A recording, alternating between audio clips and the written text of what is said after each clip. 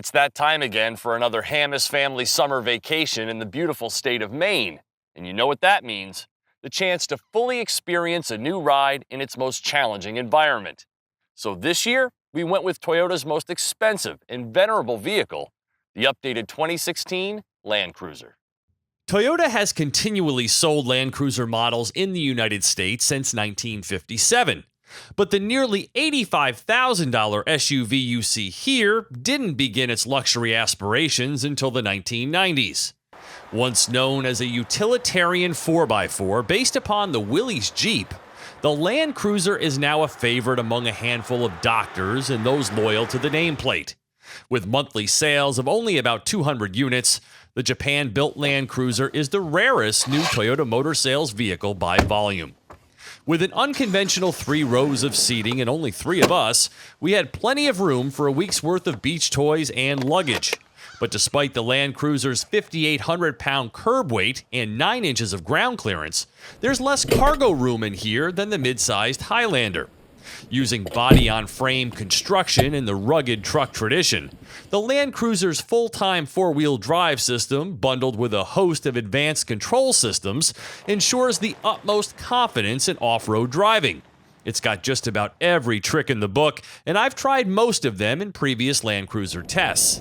But this time, I'm evaluating the Land Cruiser on its family vacation capabilities, and far less on its go-anywhere credentials. Meeting up with other family members meant this was to be the go-to shuttle for 5 people to and from the beach, as well as through the slow around-the-town driving you encounter in New England. And of course, kids always want to sit in the 3rd row, so I became quite familiar with folding these 2 seats into place. So here's what's new for the 2016 model year.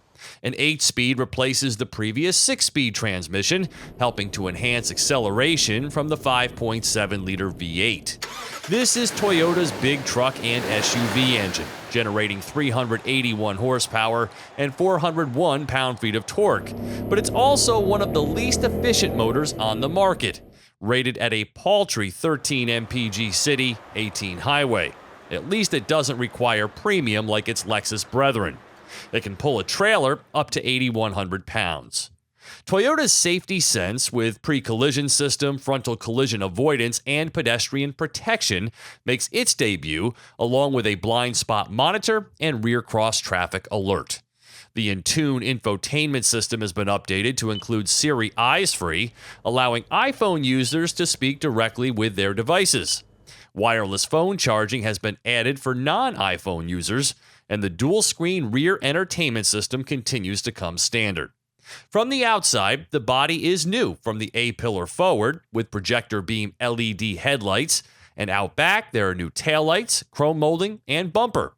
The overall look is understated, yet substantial, just how Land Cruiser owners want it. There are no options or packages. Simply pick your color, and everything else is standard.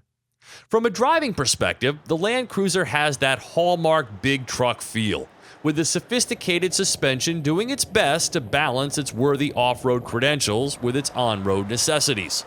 It's smooth all right, but there can still be a good deal of body lean and head tossing when the pavement gets upset. It rides on little for its size, new 18-inch wheels wrapped in quiet all-season Dunlops. The added cogs of the 8-speed seem to get a little confused at times by the slow nature of around-the-town driving, and the brakes can be really grabby. But highway driving is peaceful and serene, with ample power and a good sense of straight ahead with the use of variable ratio, speed-sensitive steering, which provides a greater sense of stability.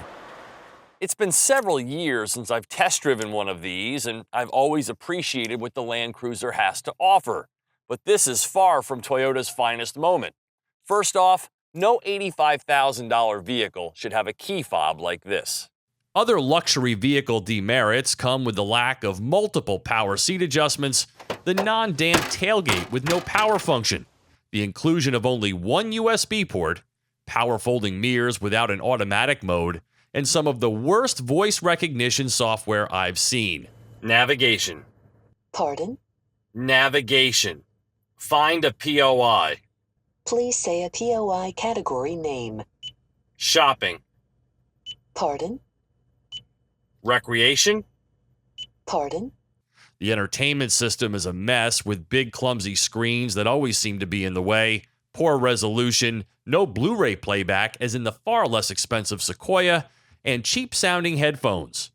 The cool box is pretty cool, but I'd prefer a bigger center console instead. And lastly, its functionality for third-row duty just isn't very good. I swear, 99% of Land Cruiser buyers would be better off with a Highlander and an extra 30 grand in their pocket. The lack of effort here is very surprising.